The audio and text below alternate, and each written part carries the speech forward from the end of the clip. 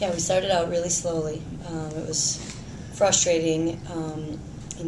Detroit runs a lot of what we call junk defenses, and they just try to throw you off. And we worked on it. We only had a day to prepare, but we knew that it was going to come, and we just didn't respond very well to it. So we were completely out of sorts to start the game, and just couldn't score.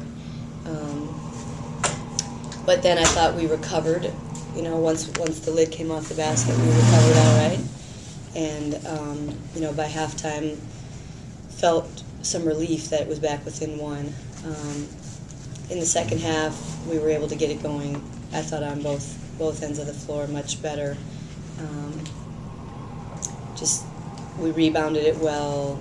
We scored it much better in the second half. So and like we've said, it was going to be close. We were going to come down to the last possessions, and of course, they were fouling us and putting us to the line. And we make mistakes at the end of the game. We still make mistakes, and we review those mistakes with the kids. But the bottom line is, we ended up winning the game. And I think I was told after the game, we've had 16 games so far. 11 of them have been decided by less than 8 points.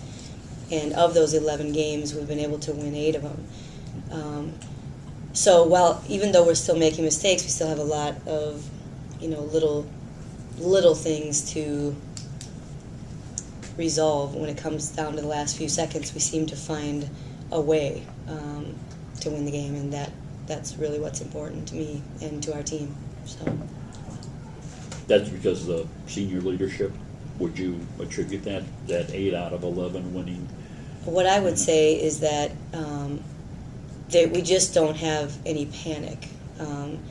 I feel like these kids think there isn't hardly a situation they haven't been in. So they don't freak out.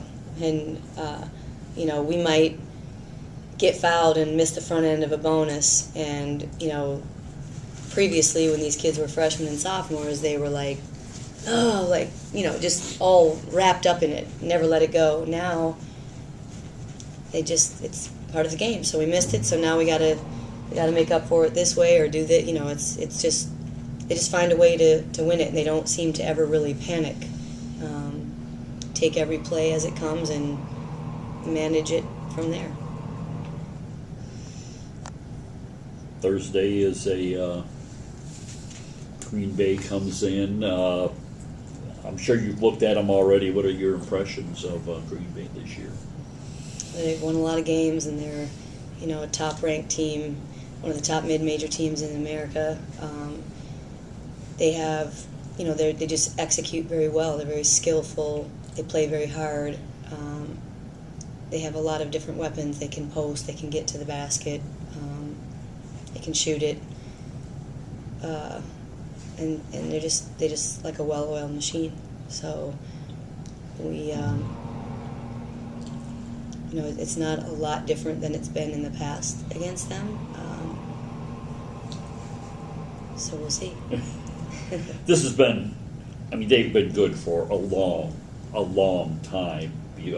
When Kevin was there the first time, and then Matt, and now Kevin again. Is there any secrets there? Is it just, their execution? Is it players? Is it coaching? Have you been able to kind of see some things through your years of playing against them? Well, I do think that there are times when they win games because of who they are, and because they think they will, and the team they're playing thinks they will too. And there are games where I feel, like, for example, I'm looking at the stats from the teams that they've played so far, the 3 conference games they've played, and the teams outside the conference, but particularly the in-conference games. Teams that shoot 43% from the field, when they play against them, shoot 23% from the field. I'm watching their defense, and I'm wanting to have that type of effect on our opponents, and I don't see any one thing in particular. They aren't pressuring any harder than anyone else. They're they're very good at help side rotation. They get in gaps. They don't really give up a lot of layups to the basket. But there are open shots that teams make when they feel confident playing against teams that they feel like they're going to beat. And I don't think that in our conference we as a group tend to play with that type of confidence when we play against them. And so I think it perpetuates. And I think that sometimes you play against that idea as much as you play against who they are. And that's not taking anything away from them. They're very good.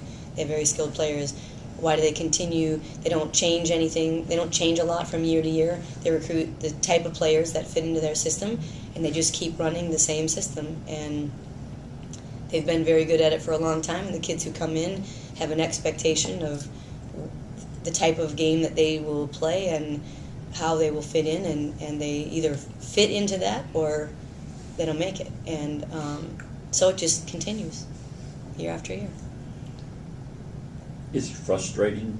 You see the same thing, you know what's coming, Mm-hmm. and you see it year after year. Is it just frustrating that I know what to do and we just can't get there? Or, maybe we don't do this well or something like that. Does it get frustrating from a coaching perspective to know what's going to happen and sometimes just can't stop it?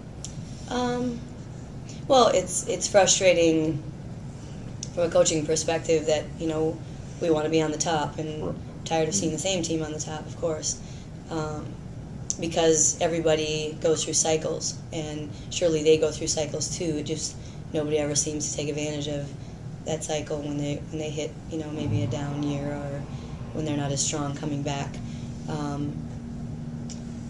I don't think I feel maybe quite the same frustration because we did beat them, right. And in big games, and haven't beaten them in the regular season, and I'd like to do that, but we've beaten them to go to the NCAA tournament, and those years that we beat them, we played with a lot of confidence, and I don't think anybody let the history weigh in to the game. And we had a lot of senior leadership. At the first time we beat them, we had a lot of good sophomores, and then those kids were seniors the second time we beat them. And, maybe the senior leadership that we have this year will set that aside. The fact that we're not playing against a legend, we're playing against a team. So, we'll see. So, I don't really put much stock in where anybody stands at this point. Green Bay, they're doing what you would expect them to do. They're winning games. They won games in the non-conference season, and they come in to this season as a favorite. So I would say to your question about where our team has improved, just within the first 3 conference games, I'm seeing the same thing. I think that we are trying to put stronger emphasis on the defensive end of the floor. That's really where I don't feel that we had as much commitment during the non-conference season. I think we went into approach the season perhaps as a team thinking we could really outscore people, and we do have some good scorers on the team, but we've lost 4 of our key scorers to injuries, so we don't have as much firepower as we had before, and defense is much more. It's always essential. I don't want to allude to the fact that it isn't, but it will make or break us. If we can't get stops, we're not going to be able to score on every possession. We need to be able to get stops defensively. So I think I'm seeing a stronger commitment to that defense, and I think they know that the non-conference season is a learning process. You see different things. You learn how are we going to break this type of press. What are we going to do against this type of defense? What kind of changes are we going to make offensively to fit our personnel? We're sort of through that now, and now we just take things out of the bag. Like, this is what we did. Remember what we did against these guys? That's what we want to do against these guys, and we hopefully are better at it now than we were early in the season. So, just trying to make sure that we've learned through the process what it is we want to do, what we can be successful doing, and, taking this one game at a time. I mean, we used to talk about games in stretches, like this is a 3-game stretch, and, 2 of them are at home and 1's away, and this is what our goal is during this 3-game stretch, and that type of thing. We're not doing that at all. It is one game. We can't look forward, and this week in particular, because we play Green Bay and Wright State, who are the top 2 teams in the league. I am specifically not. We're talking about one game here, Green Bay. We don't need to talk about this is a tough week for you, or doesn't matter. It's a tough game, and that's all. We just have one game that we need to worry about, and that's how we're going to approach this whole season. Right. Well, I think our kids. I hear them saying, just keep it close, and then if it is a close game down in the last few minutes, and that's for both sides of it. So games where maybe we know the opponent is really strong and we need to be in the mix come those last 5 minutes. We need to really be right there, making good decisions, and knowing how to manage the last few minutes of the game. I feel like our kids are very confident in that, and I feel good about the way that we respond in those close games. On the flip side, there are games where we play against a lesser opponent and we're in the same situation. Last 5 minutes could go either way. This team this year is, as I've said over and over, a team that is going to play everybody close. We're not going to just walk in the gym and beat somebody by 20 points. We're not going to do that. So we need to embrace the fact that it's going to be close, and we're pretty capable when it is close. But we've been able to pull off those close games. So I think that they have in their mind, even against Kent State as an example, I mean, we're down, I don't even know, 10 or something like that with under 4 minutes to go, and or under, I think it was 2.5 minutes, 3 minutes to go, and ended up pulling off that win. The game against Detroit, we were down 15-2. Start the game, I never saw any panic. I just think they felt like, we'll get it going. We just got to hit a couple shots. We'll get in the flow.